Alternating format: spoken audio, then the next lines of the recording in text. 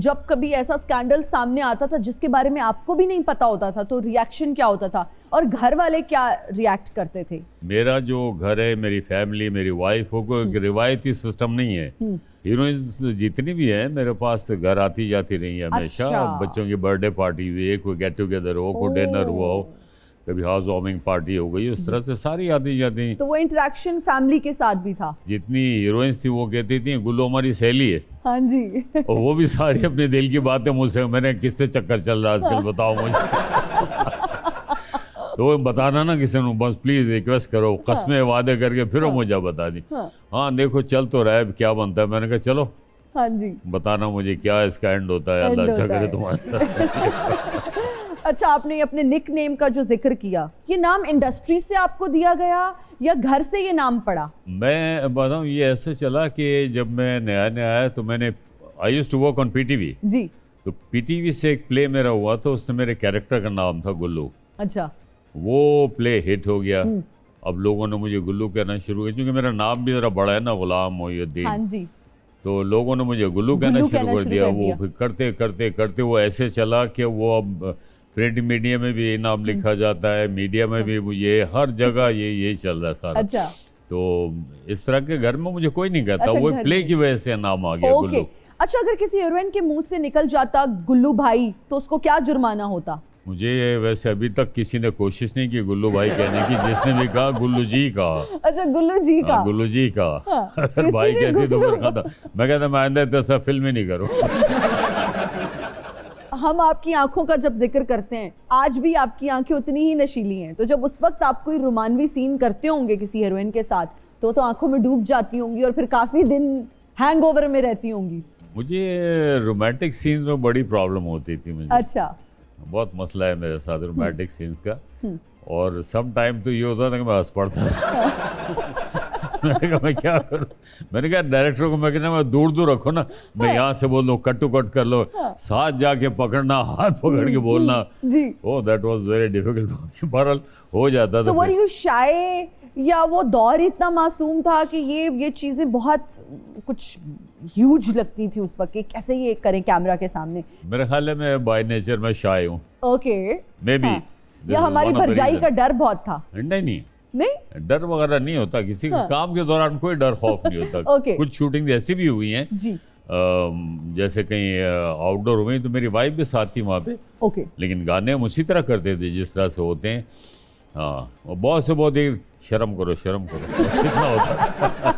मैंने कहा पैसे नहीं कमाने। पैसे भी तो कमाने हैं। एग्जैक्टली। अच्छा सर, जब हम आपकी पहली फिल्म की बात करते हैं, मेरा नाम है मोहब्बत, उसने रिकॉर्ड कायम किया चाइना में। 14 साल तक अभी तक कोई फिल्म ऐसी नहीं है जिसने इतना बड़ा रिकॉर्ड कायम किया हो। फिर आपके मुजस्मे वहाँ बनाए गए, आपके नाम से वहाँ पर एक ऑडिटोरियम भी बनाया गया। कैसा महसूस करते हैं? ये इतना बड़ा रिकॉर्ड है और 14 साल तक एक फिल्म का लगे रहना चाइना जैसे मुल्क में। अच्छा लगा मुझे। ऑफ कोर्स मैं आपको बताऊं, मैंने कभी सोचा नहीं था ये, नेवर। ना मैंने कभी ये सोचा था कि मैं 300 फिल्मों का हीरो बन जाऊंगा। बस ये था कि एक शौक हुआ, स्टूडेंट लाइफ से शुरू कर लिया था काम, तो टीवी कर लूँगा, रेडियो कर लूँगा, बस इतना सा था। थोड़ा बहुत ये था कि कभी कोई अच्छी फिल्म मिल गई तो वो, बट अल्हम्दुलिल्लाह वो कासिम जलाली साहब हमारे टीवी के प्रोड्यूसर हैं, उनका प्ले शबाब किरानी साहब ने देखा, देन ही ऑफर्ड मी। मैं थोड़ा सा डर गया, चूँकि उस दौर में ना 4 हीरोज ऐसे थे जो टॉप पे थे, अपनी पीक पे। बिल्कुल। मोहम्मद अली साहब, वहीद मुराद साहब, नदीम साहब, शाहिद साहब जी।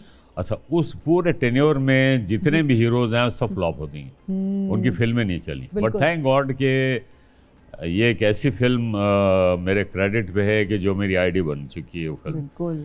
और आप यकीन करें कि कोई दिन ऐसा नहीं जाता जहाँ इस फिल्म का जिक्र नहीं होता। एंड यू नो इसको कितना अरसा हुआ लगे हुए जी? कितना अरसा? अगस्त में 50 साल हो जाएंगे। Oh wow.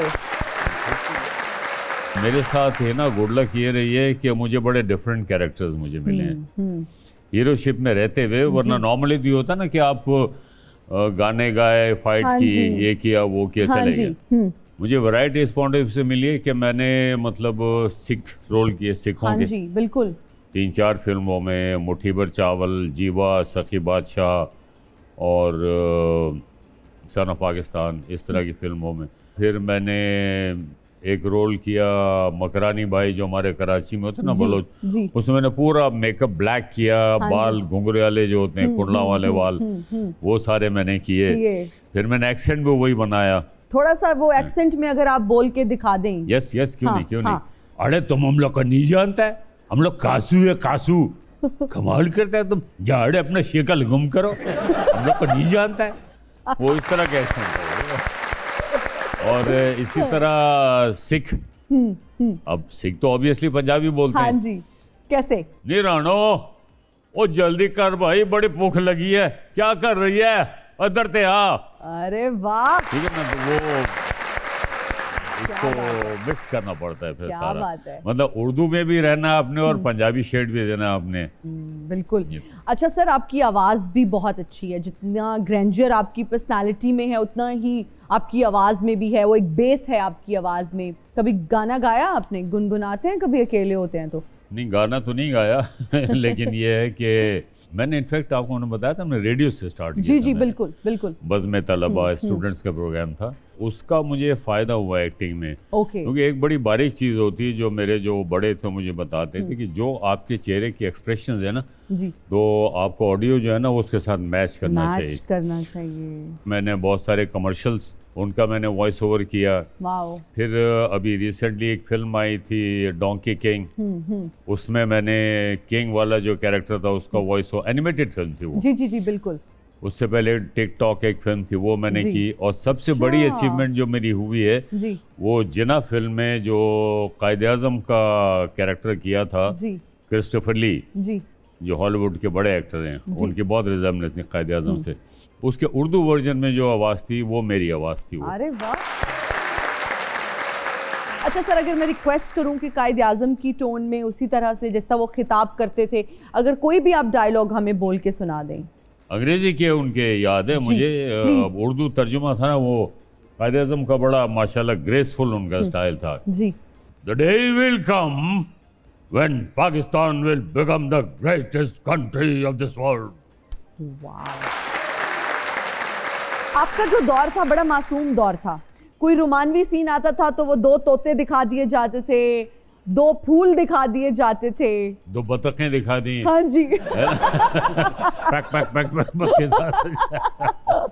एक्चुअली होता ही था कि ये कहलाते हैं हमारी फिल्म की टर्मिनोलॉजी में स्टॉक शॉट्स। ओके। सीन्स तो होते थे, हाँ जी। लेकिन जब सेंसर काटता था ना उसको, हाँ तो जी। फिर वहाँ बतखें डाल दिया करते थे, 2 फूल आ गए, 2 कबूतर आ गए, इस तरह से होता था। तो आप लोगों ने वो गाने देखे होंगे जब सेंसर्ड होते थे। हाँ जी, बिल्कुल। वो देखे होंगे ना, असल तो आपने देखे नहीं। देखे नहीं है।